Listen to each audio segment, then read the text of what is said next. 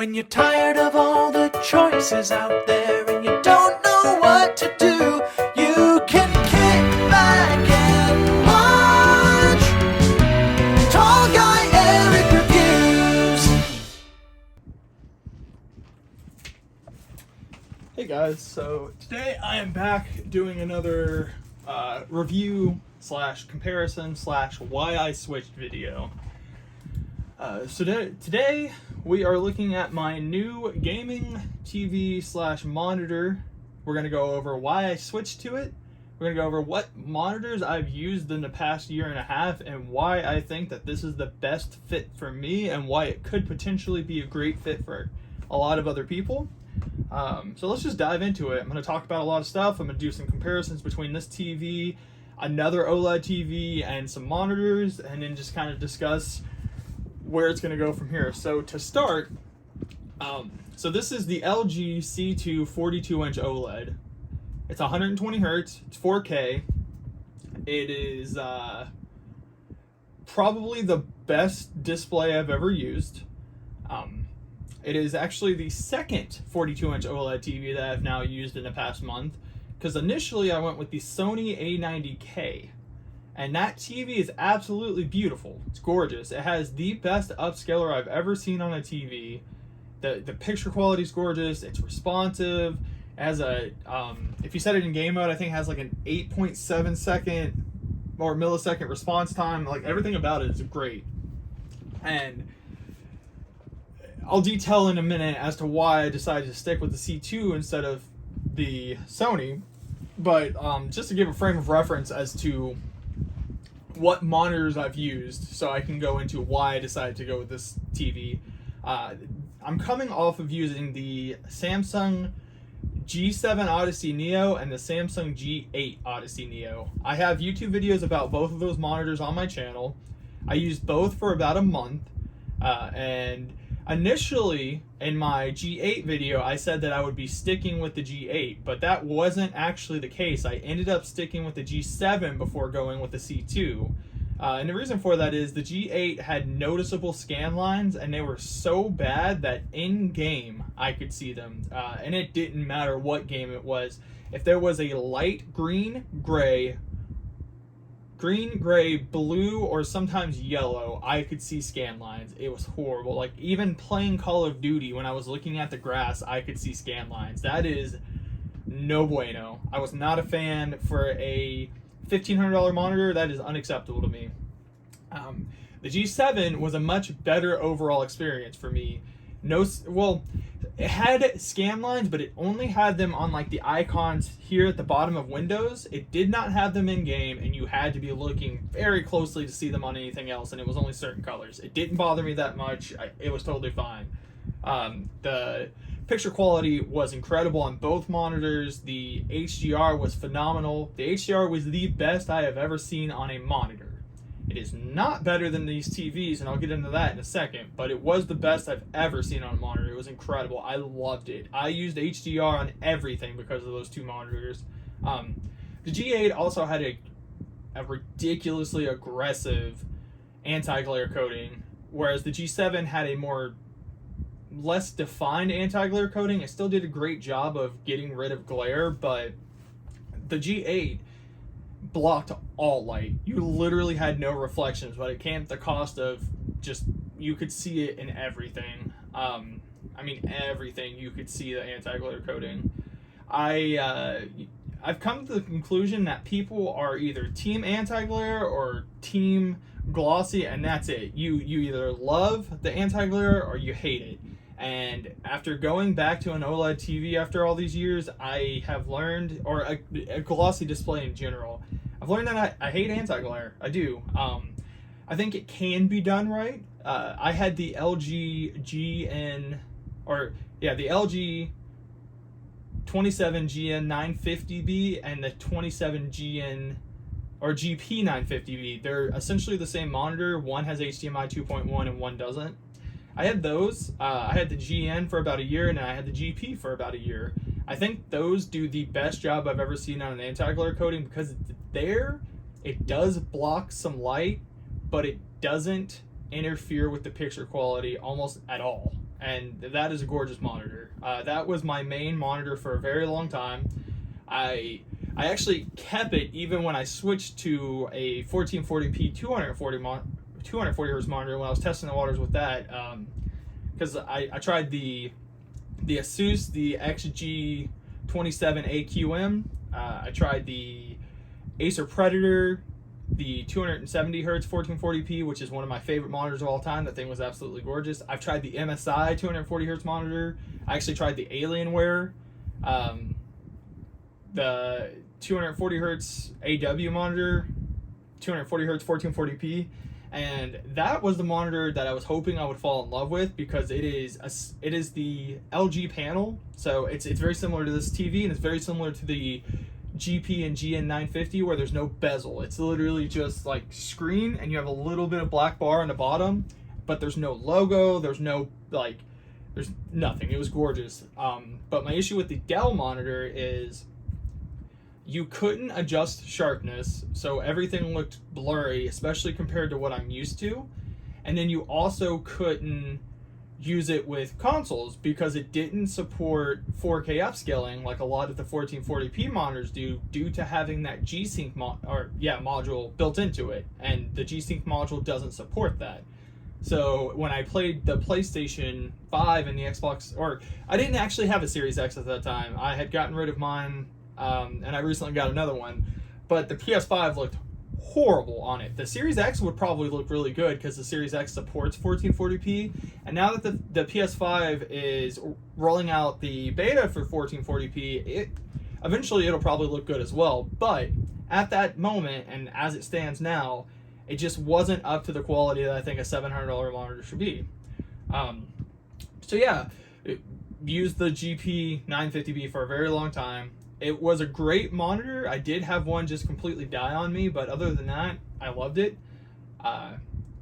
So a few weeks ago, I was like, I'm not playing a lot of competitive shooters anymore. They've gotten battle royales, shooters, they've gotten stale, and I don't see me playing them a ton in the foreseeable future. So I was like, I kind of want to go back to OLED.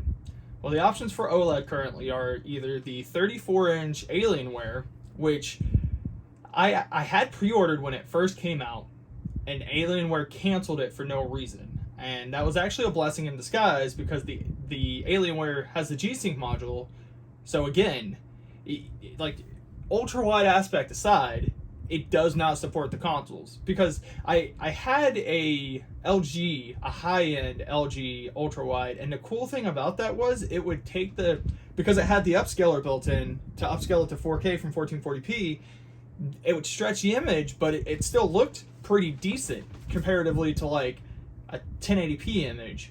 Well, the Alienware, the OLED, doesn't do that. You have to play on like the small 27-inch screen, and it's 1080p, and that's not for me.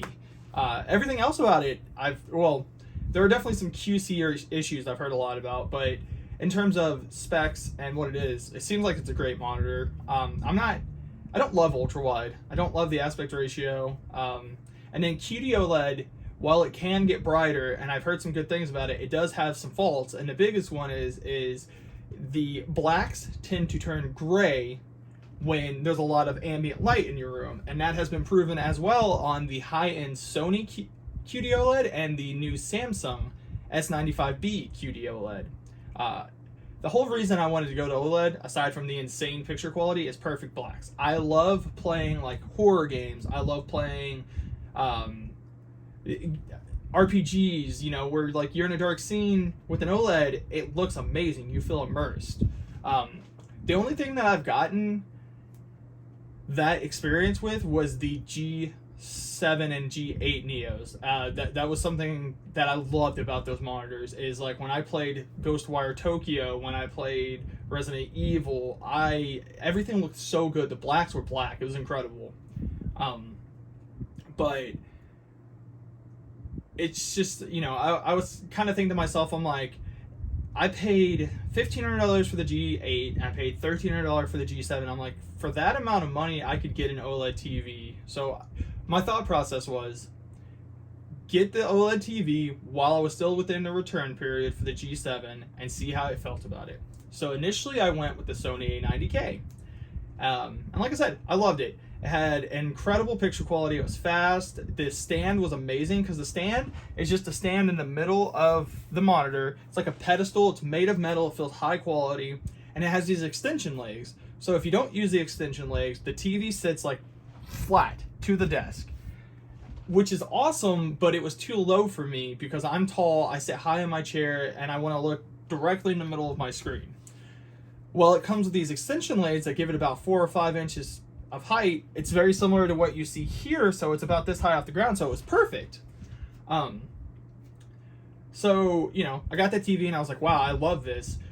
There were a few minor issues that I had. One was, for some reason, Sony decided to, and apparently this is true for all their new OLEDs, and this includes the QD OLED, so these are expensive TVs. They shipped them in a box with no plastic protector on the screen. So it's in the box and it barely has anything protecting it. So mine had a line of scratches on the top right, like just a whole row of scratches. And that sucks. I was gonna learn to live with it. That is not why I ended up switching to TVs, but it just bothered me.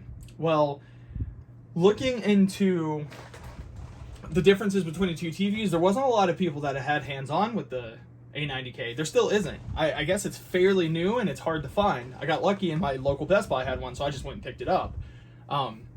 So I was reading some reviews and a lot of people were like, if you're watching movies and you're playing console gaming, you're going to have a better experience with the Sony. And after owning the Sony, I can 100% agree with that statement. They're like, if you do a lot of PC gaming, which I do, the C2 is the way to go. And I'm going to go ahead and tell you why. So, a few things. The C2 has an insanely fast response time and input delay time. It's like 5 seconds of input delay. It's so super fast. Just being honest with you, as I said earlier, I've used 5 or 6 different 1440p 240 hertz displays. This feels just as fast as those displays. I mean, I'm coming off of using the G8 Odyssey Neo, which is the fastest monitor I feel I've ever used. Like, that thing is snappy, and this feels just as fast because of OLED response time. So that's a huge thing. Like, when I'm playing Call of Duty, when I'm playing Apex, I don't feel like I'm at a disadvantage due to response times. And then another big thing, and this is a huge one for a lot of people who play competitive games, is 42 inches is a massive size. Because I've used a 27-inch monitor for the past 3 years. So going to 32-inch for me was like, whoa, this is huge. I don't think I like this. So going to 42-inch was like, holy shit, this is massive. Am I going to be able to do this? It definitely took about a week of getting used to, but I still do just as well in games like Call of Duty, games like Apex, where, you know, you have to have fast response, you have to be able to look in the corners. I do just as well on this TV as I did on any monitor that I own. I still have a crazy high KD in Vanguard. I still get high kills in Apex sometimes. I still get high kills in Warzone. I mean, it's not taking away from my experience with those games. So if I did want to continue to play Battle Royales, if I wanted to go into Warzone 2 and Modern Warfare 2, like putting my all into it, I could with this TV comfortably. Like, you know, if anything, I feel like I'm at an advantage because everything looks so sharp now that I see things I didn't see before, because this TV just takes it to another level.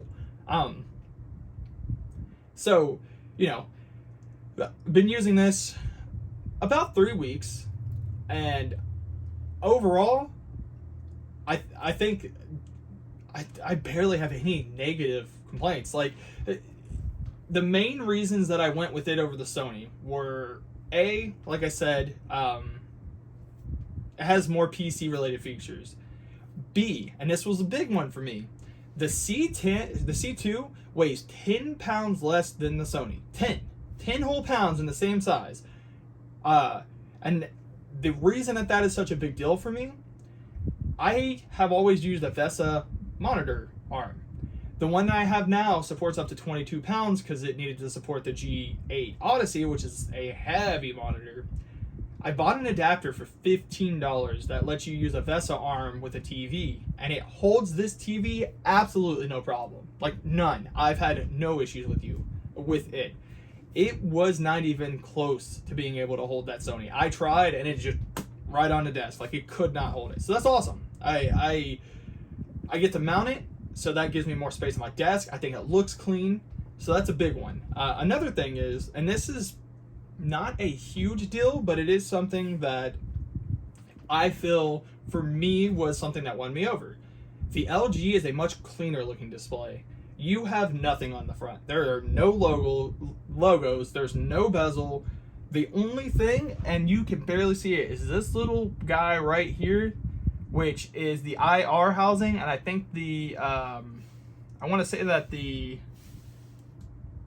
a little button on the bottom. That's it. That is the only thing on this monitor that's there. Whereas the Sony has about that much bezel. It's huge. Like, it was noticeable. It kind of drove me crazy because it has the black bar, and then it has about that much of actual bezel that houses the IR blaster and the, I think the ambient light sensor. So that was a bummer.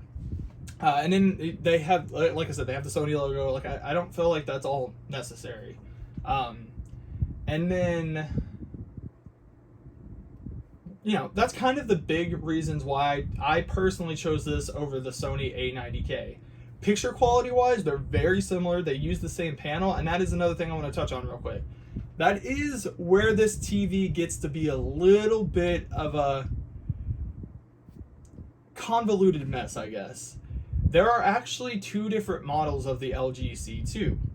You do not have a way of knowing which one you're getting, and you don't have a way of knowing which one you have unless you buy a service remote.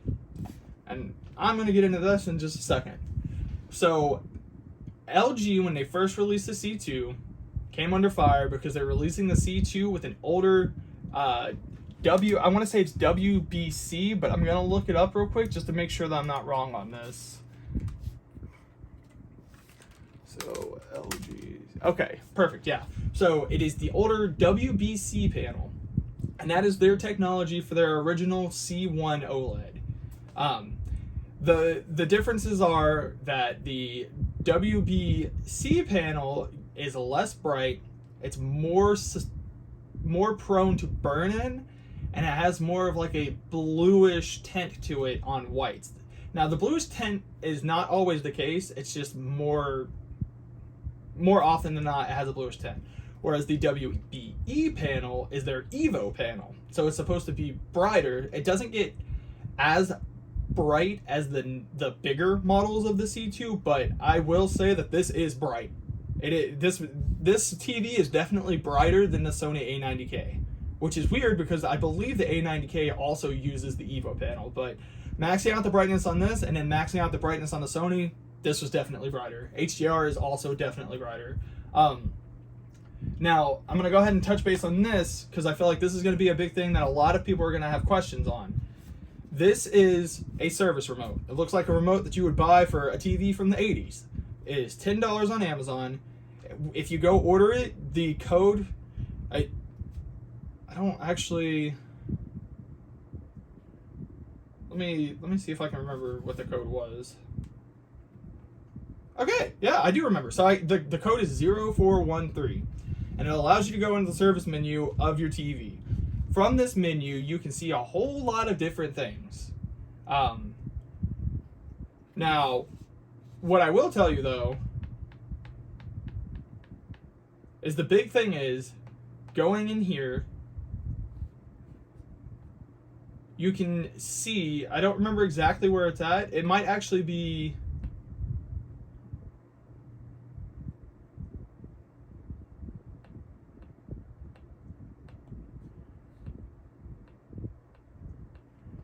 I'm going to be honest with you, I don't remember where it's at. You're probably, it might be module info, or it's module info 2. Module info 2. That's going to tell you which panel you have. Now, this is the point where I don't remember exactly what is which one the Evo panel is and which one isn't. But what I can't tell you is these numbers, 0800103, that is the Evo panel. Don't remember what WBC is, but this is the Evo panel. So I got really lucky with that. And then also with the service remote, you can disable TPC and GSR. And what disabling those will do allows, so a big issue that a lot of people have with using these OLED TVs as monitors is that they have a very aggressive auto brightness limiter. And what that is that is a precaution that OLEDs use so that they don't get burn-in, where they will, if they see a static image on a display for too long, it will dim the screen. And sometimes you have to like play around with the TV or do something for a while for it to go back to bright, and then sometimes in games it'll dim and it won't undim. With the service remote, you can turn that off. I read numerous things that said that turning it off generally will not affect your monitor as long as you leave the other OLED,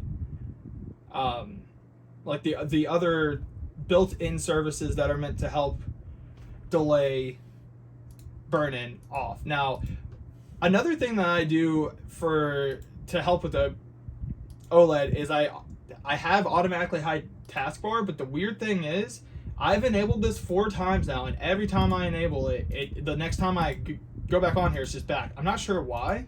I wish I could figure out why it just resets itself. But that, that's a little kind of a helpful one. See, it's there. So it's finicky. But yeah, so I say this just to warn you. Do that at your own discretion. That can void your warranty, and it can cause it to where you get burn-in on your monitor. I personally turned it off because I noticed it. It was the first thing I noticed, and I don't like it. And I think it's going to be fine. I have an LG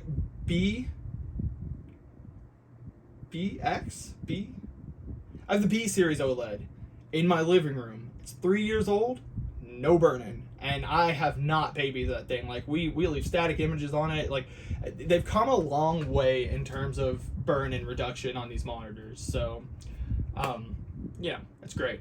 But in terms of like just everyday use, I have loved this. I use it equally for console and I use it equally for PC gaming.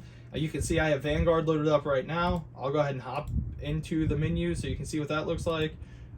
Everything's just so vibrant. It's so clean. It runs so well. I've had no issues with it. I think that OLED is, if you can accommodate this big of a TV and you can get used to that size of a TV, it is an incredible experience that I don't think I can go back from. The only thing that I am considering at this point is Asus does have a 42-inch OLED monitor that is officially released but not in the US yet. And it is this exact panel, but it has a heat sink on the back and it has more PC related features. It has a display port, it has like auto sleep and stuff when you turn on your PC. That's stuff that I would love to have that I miss from the monitor. I want to give that a try, and I will when it becomes available. My only concern is it is also 10 pounds heavier, so I won't be able to use my mount, and it has an anti-glare coating, and if that anti-glare coating affects the image quality whatsoever, I won't keep it. Now, in the event that it doesn't, it is 138 hertz as opposed to 120. It's not a massive difference. You may not ever notice it, but that is a bump up, and that's nice. And it does have the display port, which is great because I have a 3090 Ti. I only have one HDMI port. I would love to be able to use a DisplayPort cable. But that's kind of one of those, like, if it works out, it's awesome. If not, this TV is so good that I'll gladly keep it. I'm trying to think of what else to cover here because, I want people to be informed before making this, because this was a big thing for me. Like, I never thought I would go to a 42-inch display on my desk, and it does take up a significant portion of my desk, but I love it so much. I sit about 3 feet away from it. My desk is about 76 inches wide and then 32 inches deep. But, I mean, like I said, I've been using this for about 3 weeks now, and I've had no issues with it. And just when I play games, everything is so beautiful that there are so many games I was like, oh my god, this is gorgeous. Like they recently added what is the name of that game? Let's go look. I don't know why I can't think of the name of Death Stranding. They recently added Death Stranding to PC Game Pass. And that is one of the most beautiful games I've ever played, and playing it on this TV, I was just in awe the entire time. Oh, one more thing to also note about this TV as opposed to the Sony. This TV supports Dolby Vision for gaming. The Sony does not. That is an Xbox feature, so that is not on PlayStation, but like Gears of War, Crackdown supported, a few other games I've tried, and it's beautiful. You don't get that with the Sony, so that is something to consider. And then another big thing, and this is kind of, I've actually seen this be a deal breaker for a few people. The LG has 4 HDMI 2.1 48 gigabits per second ports. All 4 of the HDMI are capable of the max everything. The Sony has 2. And one of those 2 takes up the eARC port. So if you're using a soundbar, that port's taken up. So that is unfortunate because the other 2 are HDMI 2.0s. I didn't let that be a deal breaker for me because I don't need 4 HDMI 2.1s, but having 4 is awesome. So just another reason that I think the LG is a better fit for me. But I think that about covers everything I wanted to talk about. Me personally, what I think, this TV is leaps and bounds ahead of the competition. OLED gaming is the future. HDR and OLED TV is so beautiful. I play everything I can in HDR now because it's just such a great experience. Console gaming, I don't really do Windows HDR.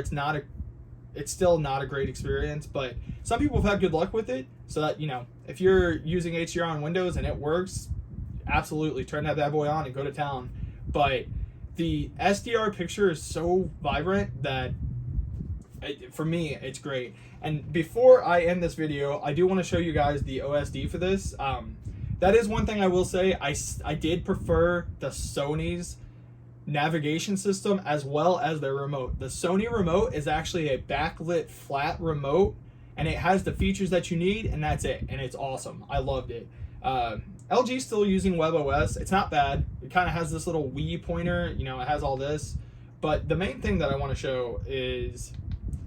So, one thing to take note. When you get either of the OLED TVs and you're playing it on PC, make sure that you set the HDMI input to PC. That is how you will get that fast response time. Otherwise, it's in like the 60s or 70s, and you're going to be like, wow, this is awful. Make sure you may have to look up on how to do it. I did, but it's super easy. Now, I have it turned off to where when I press the button, it takes me here automatically, but one of the features of this is called Game Optimizer. And you can have it where when you press settings, it defaults to go into Game Optimizer, which is this bad boy. And you can see what your FPS is. You can set NVIDIA G-Sync.